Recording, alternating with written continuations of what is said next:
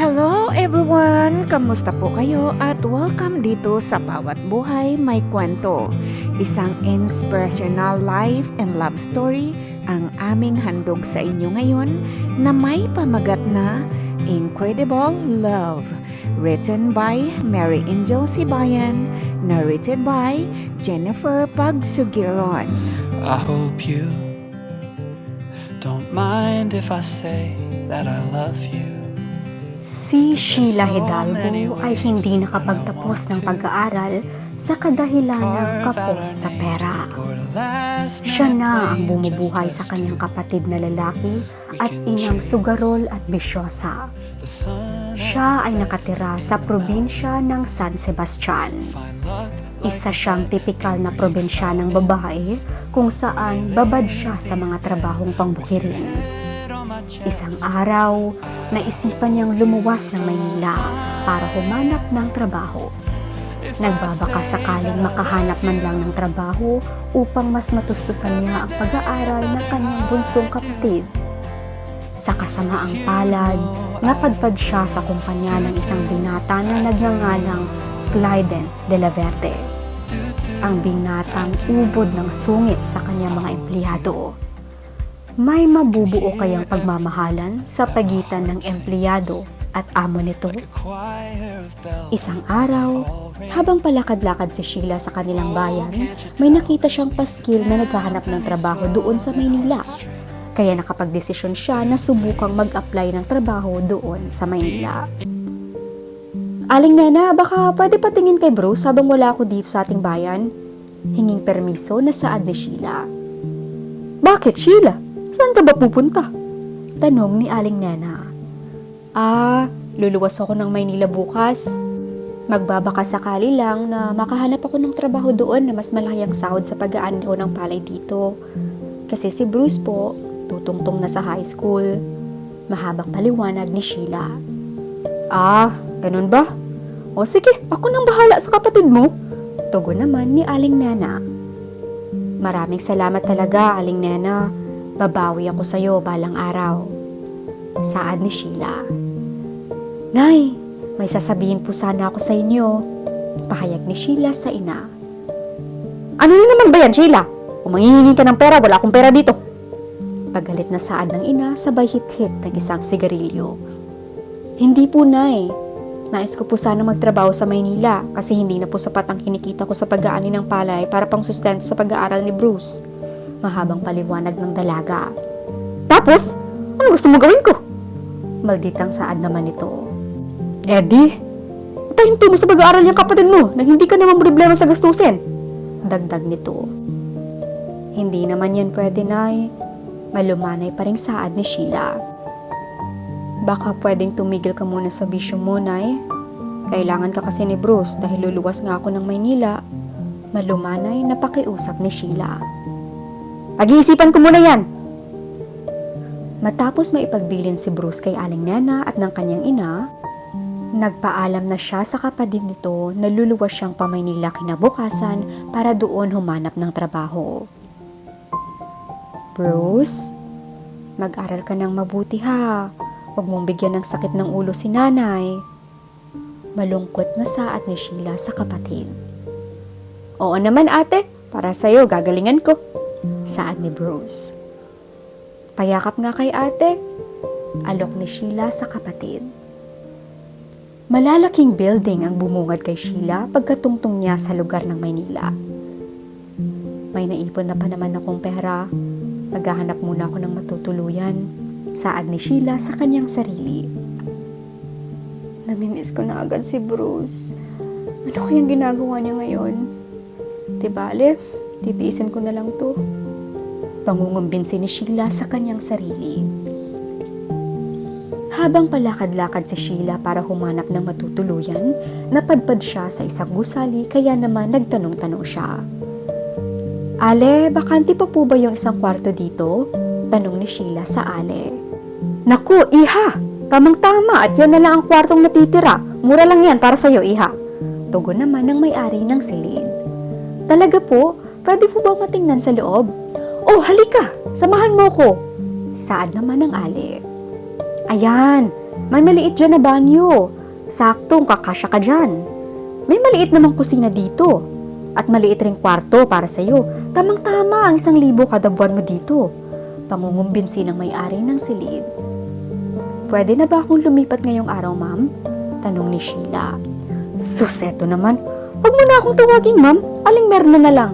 Oo naman, pwede ka nang lumipat. Ikaw na ang bahalang maglinis dyan, ihaha. Saad naman ni Aling Merna. Naku, maraming salamat po talaga, Aling Merna. Pagpapasalamat ni Sheila. Naglinis na lang si Sheila buong araw ng kanyang bagong titirhan. Kinabukasan, maagang nagising si Sheila para maghanap na naman ng trabaho. Sa paglalakad ni Sheila ay napadpad siya sa isang coffee shop. Pumasok siya roon at nagtanong-tanong. Ma'am, may posisyon po bang available dito? Tanong niya sa isang cashier na nasa counter. Anong posisyon ba ang hinahanap mo? Tanong sa kanya ng cashier. Kahit ano po ma'am, basta trabaho po. Tugon naman ng dalaga. May dala ka bang resume mo? Tanong naman ito. Ito po ma'am. Pagpapakita ni Sheila ng kanyang resume. Patingin nga. Ay, hindi ka ba nakapagtapos iha? Dismayadong tanong sa kanya ng cashier. Hindi po ma'am, pero swear, marami po akong alam na trabaho. Marunong po ako magluto, maghugas, marunong po ako magbuhat ng malalaking gamit, maglinis, etc. ma'am. Saad ng dalaga. Ganun ba? Ipapakita ko tong resume mo sa manager namin ha. Tatawagan ka na lang namin. Saad ng cashier. Naway makapagtrabaho po ako dito ma'am. Sobrang nangangailangan po talaga ako ng trabaho. Porsigidong saad ni Sheila. Sa ilalim ng tirik na araw, naglalakad na lang si Sheila pa uwi. Ano na kayang gagawin ko? Hindi pwedeng hindi ako makahanap ng trabaho dahil paubos na ang ipon ko. Malungkot na saad ni Sheila sa sarili. Nagugutom na ako. Naku. Ay, buti na lang may dala nga pala akong Beep, beep, beep! Isang malakas na busina ng sasakyan.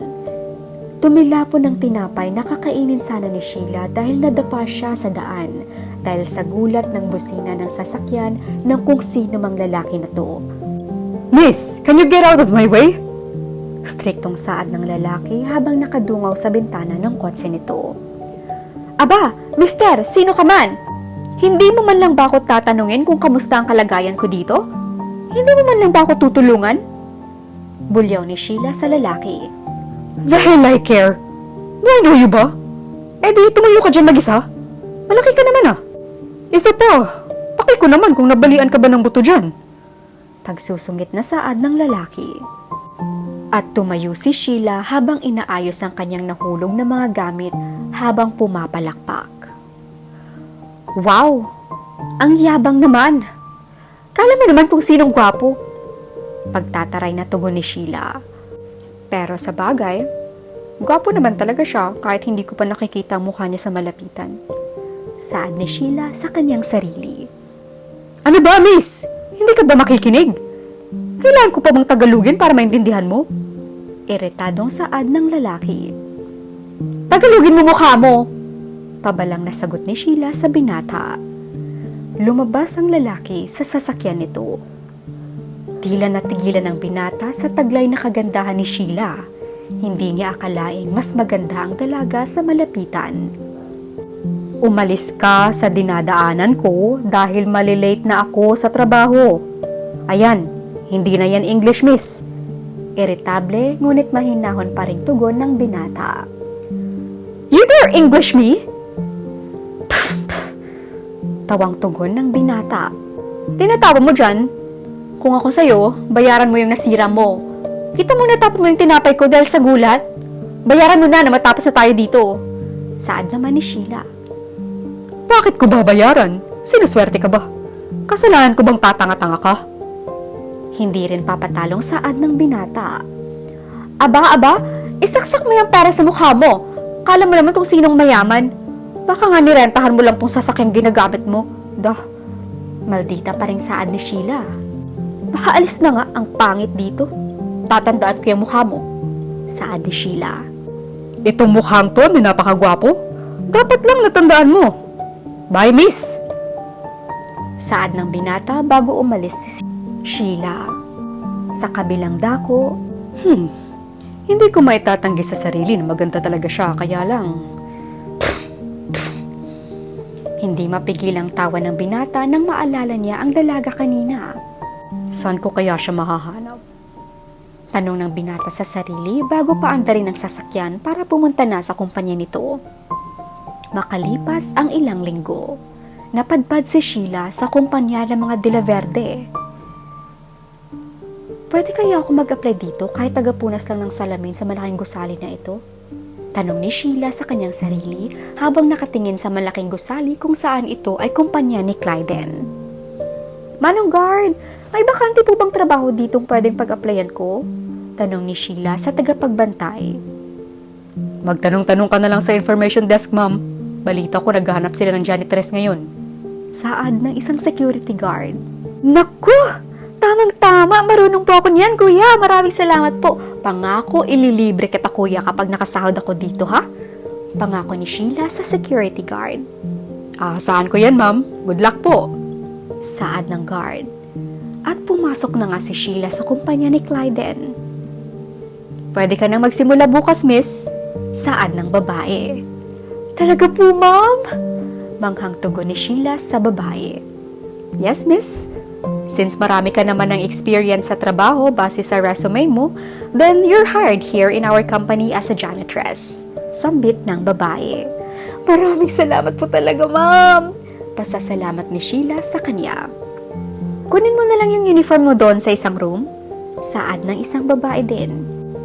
Binigyan pa si Sheila ng mga payo at ginabayan papuntang staff room. Matapos yun, nagpaalam ng uuwi si Sheila, ngunit may nabangga siyang isang matipunong lalaki. Aray! Pagkalingon ni Sheila sa lalaki, Ikaw na naman? Bakit ba kasi palaboy-laboy kong pangit ka? Pulyaw ni Sheila sa binata. Bakit palaboy-laboy ang mga tanga-tanga dito? Segundang saad sa kanya ng binata. Alam, ma'am, ano pong pinagsasabi niyo? Magkakilala ba kayo ni sir? Nalilitong tanong sa kanya ng babae. Hindi, pero may atraso sa akin tong lalaking to. Pataray na saad ni Sheila. Sir, si Miss Sheila Hidalgo po pala. Sabay turo kay Sheila. Bagong janitress natin ngayon. Pagpapakilala ng babae kay Clyden. Bagong janitress, ha? Nang i-intimidate na tanong ni Clyden sa kanyang staff. Yes po, sir. Bukas na po siya magsisimula sa kanyang trabaho. Mabilis na sagot ng staff ni Clyden sa kanya.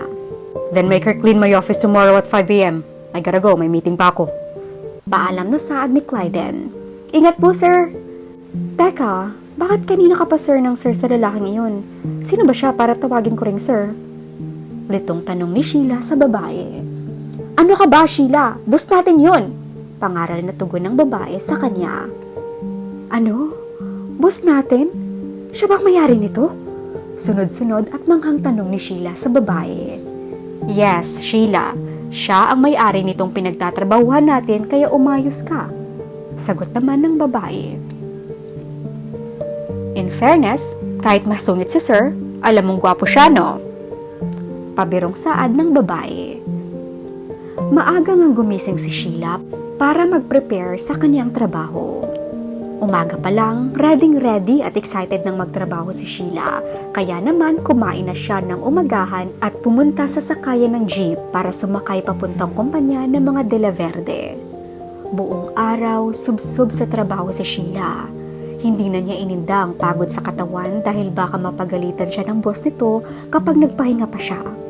Tila ba'y pinapahirapan siya nito o sinusukat ang pasensya niya kung tatagal ba siya sa trabahong iyon o hindi dahil utos dito at utos doon ng binata. Sa isang sulok, naabutan ni Clyden si Sheila na nakaupo at kumakain ito ng biskwit. Naawa man siya sa dalaga, ngunit mas pumapaibabaw pa rin ang kagustuhan niyang pahirapan ito. Excuse me, miss. Tapos ka na ba sa trabaho mo? Bakit nandito ka't nakaupo lang? Tumayo ka dyan. Linisin mo tong buong palapag. Masungit na saad ni Clyden sa dalaga. Sir, sorry po. Gulat at kinakabahang tugon ni Sheila sa binata. Sinusweldohan kita tapos makikita ko lang na andito ka? Nagpapahinga? Aba, tumayo ka na miss kung ayaw mong mawalan ng trabaho. Nagbabantang saad ni Clyden sa dalaga. Are you just wasting my money? Dagdag nito. Sir, pasensya na po, hindi na po ito mauulit. Pasensya na po talaga. Hinging pa umanhing saad ni Sheila sa binata. Dali-daling kumaripas ng takbo si Sheila para kumuha ng gamit panglinis sa kadahilan ng takot siyang mawalan ng trabaho. How cute. Nakangiting saad ni Clyden sa sarili pagkatapos mawala ang dalaga sa kanyang paningin. Butil ng pawis at pagod ang kasama ni Sheila sa pagmamap. Gutom na siya dahil hindi pa siya nagtatanghalian. Ngunit ayaw niyang kumain dahil baka makita siya ng boss nito at sabihing walang trabahong nagawa. Kaya ko to. Para kay Bruce to. Para kay nanay to. Pampalubag loob na saad ni Sheila sa sarili. Naku, kung hindi ko lang siya boss, pinektusan ko na sana ang mukha niya. Napakagaspang ng ugali. Di man lang pinagpapahinga ang mga trabahanting katulad ko. Gwapo nga, magaspang naman ang ugali. Ekes para sa akin ang lalaki ngayon. Maktol ni Sheila sa sarili habang nagpupunas ng mga lamesa. Natapos ang araw na iyon na walang masyadong ginawa ang binata sa kanya kundi utusan siya ng utusan. Tapos ka na ba dyan, miss? May lilinisin ka pa sa isang palapag. Bungad na saad ni Clyden sa dalaga. Tila nagulat si Sheila dahil biglang sumulpot ang binata sa kanyang likuran. Malapit na po sir, may lilinisin pa po ako. Bakit yung ibang empleyado mo nagsisiuwian na? Tanong ni Sheila sa binata. Aba, nagrereklamo ka na? Hindi makapaniwalang tugon ng binata. Nako, hindi po ako nagrereklamo sir. O, tingnan mo, malakas pa ako magtrabaho, di ba? Pagpipeking saad ni Sheila sa binata. Mabuting hindi ka nagrereklamo at kaya mo pang magtrabaho. Yan ang gusto ko, mga hardworking. Puring saad ni Clyden sa dalaga. Yes naman sir, ako to, si Sheila. Malakas pa sa malakas. Peking pagmamayabang ni Sheila sa binata. Bakit pa to nandito? Lagpas 8 PM na at hindi pa ako pinapauwi. Bakit ang daming oras nitong damuhong makipagdagdalan dito? Hindi ba siya busy? Sunod-sunod na tanong ni Sheila sa sarili. Oh, tapusin mo na dyan yan nang malinisan mo na rin yung isang palapag sa taas. At pagkatapos mong maglinis doon, pwede ka na umuwi. Pautos na saad ni Clyden sa dalaga. Bye, Sheila. Paalam ng binata sabay kindat nito. Tila namilog ang mata ni Sheila sa mga utos nito at pahabol na kindat ng binata. Ngunit binaliwala na lang niya ang nahuling kindat nito dahil aniya sa sarili na baka napuwing lang ang kanyang amo. Panibagong umaga, panibagong araw na naman. Saad ni Sheila sa sarili matapos bumangon sa kanyang maliit na kama. Aling Mirna, pabili po nitong adobo? Saad ni Sheila sa tinderang si Aling Mirna. Kay gandang Sheila sa umaga. Puring saad ni Aling Mirna sa kagandahan ni Sheila. Aba naman, syempre, ako na to, Aling Mirna. Natatawa at mayabang na tugon ni Sheila. Oh, magkano ba bibilihin mo? Tanong nito. Konti lang ating Mirna, isang serve lang. Tugon ni Sheila. Sheila, may boyfriend ka na ba? Out of topic na tanong nito. Naku, wala po akong oras mag-boyfriend. Marami pa akong iniisip at responsibilidad sa buhay, Aling Mirna. Saad ni Sheila sa ale. Sus, sa ganda mong yan, wala kang boyfriend. Hindi makapaniwalang tanong nito. May anak akong kaedad mo. Papakilala kita kay Boyong. Dagdag na saad nito. Wala nga po akong plano magka-jowa, Aling Mirna Sabit ni Sheila. Hi, Nay. At hi sa napakagandang customer ng nanay ko sa umaga. Untag ng isang lalaki sa likuran ni Sheila. Pagkalingon ng dalaga, tila ba'y gusto niyang tumawa dahil sa itsura ng lalaki. Kung titingnan mo ang labas na anyo ng binata, makikita mong hindi uso ang ligo-ligo sa kanya dahil para bang ilang buwan na itong walang paligo. Maruming damit na para bang ilang buwan na itong walang palit-palit. Oh, eto na pala ang gwapo kong anak, si Buyong. Proud na saad ni Aling Myrna sa binata. Ito naman si nanay, kakahiya sa customer mo. Kunyaring nahihiyang tugon ni Buyong sa nanay nito. Ah, gwapo nga si Buyong, Aling Myrna. Asa na po yung adobo ko? Nagugutom na kasi ako. Peking puri ni Sheila sa anak nito. Ito na, Sheila. Sabi ko naman sa'yo, gwapo talaga tong anak ko. Dagdag na saan ni Aling Myrna pagkatapos ibigay ang biniling adobo nito. Oo nga Salamat dito, Aling Myrna. Una na ako. Peking puri at paalam ni Sheila sa mag-ina. Matapos kumain ni Sheila, nag-abang na naman siya ng masasakyan sa may kanto nila. Habang nag-aabang ng masasakyan, naisipan niyang tawagan ang bunsong kapatid nito na si Bruce. Ring ring! Ate! Hello, ate! Excited na saad sa kabilang linya. Oo, Bruce! Ang ate mo ito! I miss you, Bruce! Miss ka na ni ate. Paiyak na tugon ni Sheila sa kapatid. Miss ka na rin po namin ni nanay, ate. Tugon ni Bruce. Bruce, ang ate mo ba iyan? Nakausap ako. Teka lang, Nay, nag-uusap pa kami ni ate Sige na, Bruce, miss ko na ate mo. Saad ng kabilang linya. Nagulat si Sheila sa narinig, ngunit ipinagwalang bahala na lang niya ito. Bruce? Nay? Andyan pa ba kayo? Tawag ni Sheila sa nanay. Hello, anak? Namimiss na saad ng kabilang linya. Tumulo ang luha ni Sheila pagkarinig niya ng katagang iyon. Dahil sa buong buhay niya, ngayon lang siya tinawag na anak ng nanay niya. Nay! Naiyak na saad ni Sheila. Anak, kumusta ka dyan? Kumain ka na ba ng maayos? Maayos ba tulog mo? Kamusta ka, anak? Sunod-sunod at nag-aalalang tanong ng nanay nito. Tuluyan nang naiyak si Sheila sa narinig niya sa nanay nito dahil para bang napawi lahat ng pagod niya sa katawan pagkarinig niya sa kanyang ina. Nay!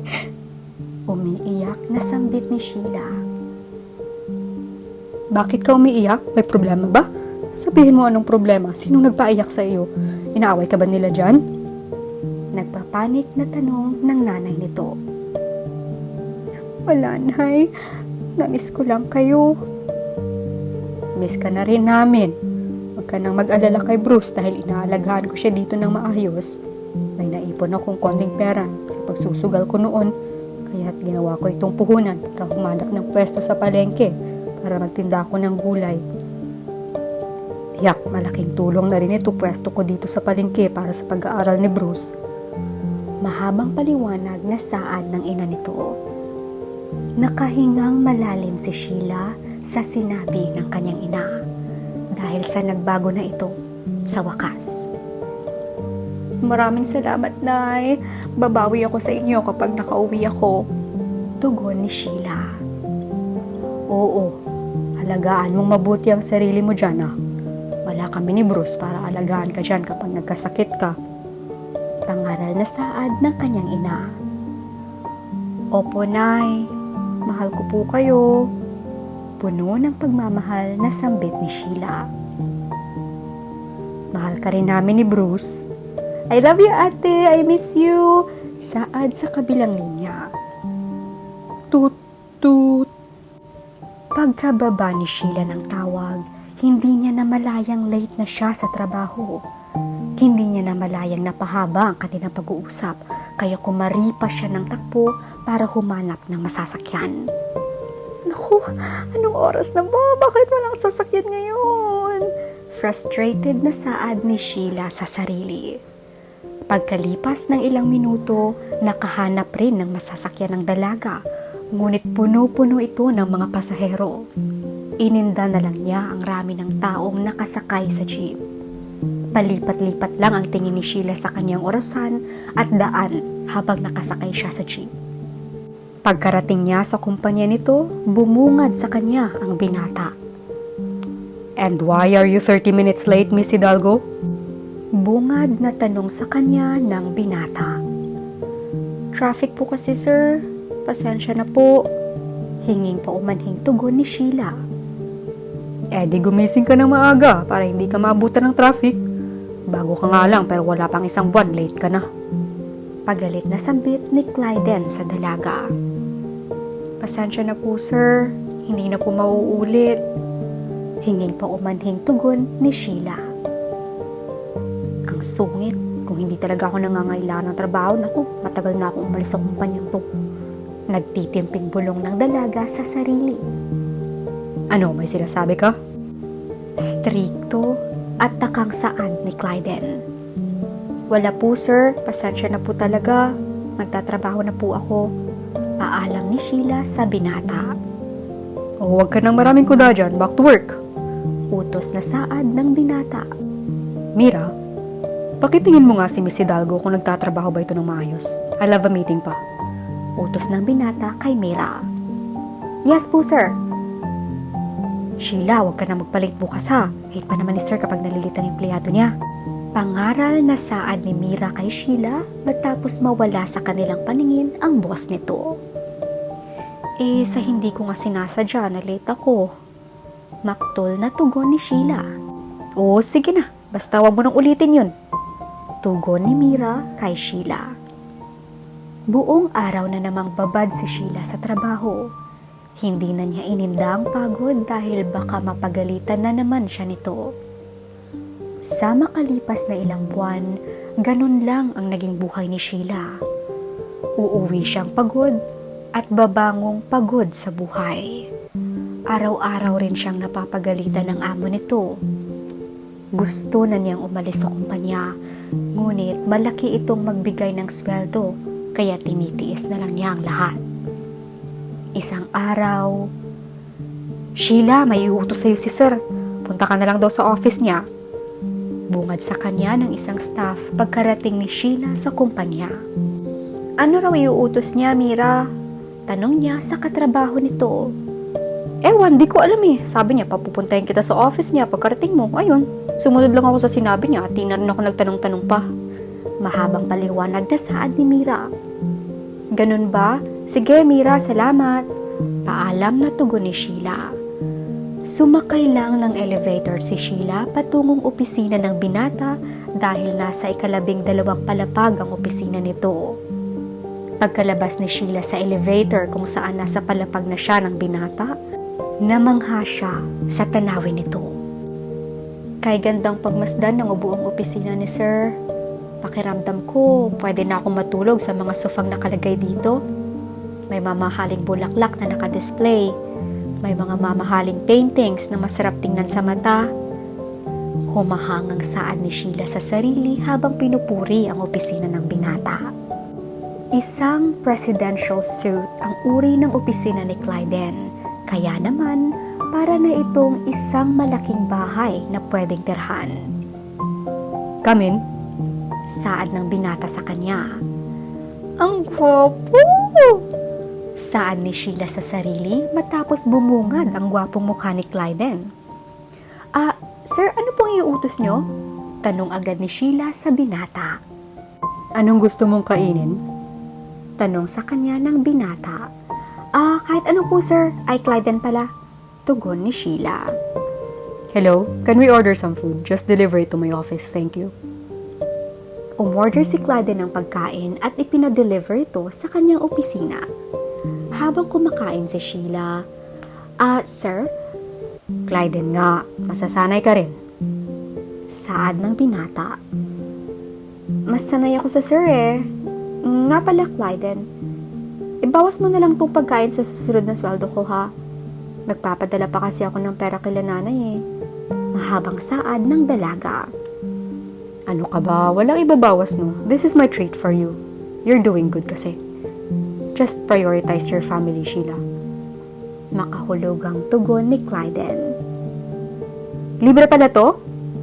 Tanong ng dalaga. Yes. Just eat, Sheila. Don't talk when your mouth is full. Pagkatapos kumain ni Sheila, bumalik na siya sa trabaho. Sheila, anong inutos sa'yo ni Sir? Pinagalitan ka ba? Sunod-sunod na tanong sa kanya ni Mira. Wala naman, nilibre niya lang ako ng pagkain. Simpleng tugon rin ni Sheila. What? Nilibre ka ni Sir Clyden ng pagkain? Hindi makapaniwalang tanong ni Mira sa kanya. Oo nga, kasi I'm doing good daw sa aking trabaho. Kaya ayun, alangan namang tanggihan ko yung pagkain, di ba? Tugon ni Sheila sa tanong nito. Wow! Kami ngang ilang taon na dito nagtatrabaho pero hindi pa kami nakaranas malibre ng pagkain niya. And take note ha, Sheila, sa office pa talaga niya kayo kumain ha? Hindi pa rin makapaniwalang saad ni Mira. Oo nga, Mira, promise, hindi ako nagsisinungaling. Clyde na nga lang daw itatawag ko sa kanya kasi masyadong formal daw yung sir. Inosenteng saad ni Sheila. Wow! First name basis ha? Saad naman ni Mira. Alam mo, Sheila, minsan, nahuhuli kong nakatingin sa'yo si sir. Tapos, minsan, nahuhuli ko siyang nakangiti sa'yo. Pero, susungitan ka niya kapag makaharap na kayo. Basta, Sheila, iba yung tinginan niya sa'yo na para bang isa kang mamahaling bagay para sa kanya. Sumbong ni Mira kay Sheila. Tumahimik ka nga, Mira, kakawatpad mo yan. Pabalang na sagot ni Sheila sa kanya. Nako, bahala ka, Sheila. Basta feeling ko, may gusto si sir sa'yo. Saad na naman ito. Tumigil ka nga, Mira. Kapag ba nilibre ako ng pagkain, gusto na agad ako. Malay mo, mapagbigay lang talaga si sir. Depensang sagot ni Sheila. Bahala ka, Sheila. Basta feeling ko talaga gusto ka ni sir. Ngayon ko palang siya nakitang ganyan. Ngayon ko palang siya nakitang umiti dahil sa'yo. Makahulugang saad ni Mira. Inignora na lang ni Sheila ang sinabi ni Mira. Ganon ang naging gawain ni Sheila sa araw-araw. Kung hindi siya ililibre nito ng pagkain sa opisina ng binata, inaaya naman ito sa labas kakain. Sheila, I know nakakagulat itong sasabihin ko. But I've developed the feelings for you. Gusto kita, Sheila. At liligawan kita.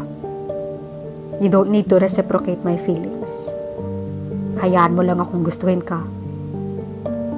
Buong pusong pagtatapat ni Clyden sa dalaga. Hala, teka. Hindi ko gets. Bakit? Kailan? Ano, hindi ako sanay sa ganito. Hala, ano bang dapat sabihin? Nagpapanik na tanong ni Sheila sa sarili. You don't need to say anything, Sheila. I just want you to know my feelings, okay? No pressure, I'll wait.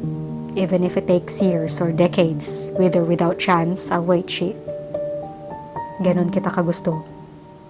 Porsigidong saad ni Clyden. Matagal na proseso ni Sheila ang sinabi ng binata, pero kalaunay na proseso na rin niya ang sinabi nito. Sa nagdaang mga araw, nag-umpisa ng manligaw sa kanya ang binata. Sinusundo niya ito sa maliit na tirahan ni Sheila para sabay na silang papasok sa trabaho. At hindi na rin janitress ang trabaho ni Sheila, kung saan siya na ay isang ganap na sekretary ng binata. Minsan, ipinagluluto ni Clyden si Sheila ng tanghalian at minsan, hinahatid niya ito pauwi. Good morning, flowers for you, my love. Ang ganda mo. Saad ni Clyden habang hawak-hawak ang isang pumpon ng rosas. Thank you, Cly. Namumulang saad ni Sheila sa binata. Tara na. Lahad ni Clyden. Habang sa sasakyan. Cly, anong buwan kasunod ng buwan na ito? Ha? February na next month. Bakit, uuwi ka ba sa probinsya niyo? Takang tanong ng binata. Anong petsa ngayon? Tanong ulit ni Sheila. Today is January 14. What's the matter? Uuwi ka ba next month? Takang tanong ni Clyden. Hindi ako uuwi, Cly. Next February 14, we will celebrate our first month of love. Nakangiting tugon ni Sheila. Anong first month? What? Sinasagot mo na ako? Hindi makapaniwalang tugon ni Clyden sa dalaga. Yes, boyfriend ko na ang gwapong si Clyden. Proud na saad ni Sheila. Teka. Umayos ka nga, Clyde. Nagde-drive ka o baka mabangga tayo. Hininto ni Clyden ang sasakyan para kumpirmahin kung totoo ba ang kanyang narinig. Ano nga yung sinabi mo kanina? Ulitin mo nga, hindi ko masyadong narinig kanina. Okay, makinig kang mabuti, love. In the next month, sa February 14, we will celebrate our first month of love. Meaning, sinasagot na kita at boyfriend na kita at girlfriend mo ko habang paliwanag ni Sheila. Talaga ba? Oh, ang saya ko. I love you, She. I love you more, Clyde. Tara na, malilate na tayo. Umabot ng 1 taon ang relasyon ni Clyden at Sheila at hanggang ngayon mas lalong tumatag ang kanilang pagmamahalan sa isa't isa. Oh, bakit ang tahimik ng love ko? Nakangiting tanong ni Clyden sa nobya. Wala, sagot naman ng dalaga. What's our problem, love? Malambing na tanong ni Clyden sa nobya. Tahimik pa rin si Sheila at nag-iisip kung sasabihin ba niya ito sa lalaki. Tell me, love, makikinig ako. Come on, bakit ang tahimik ng love ko? Malambing pa ring tugon ng binata.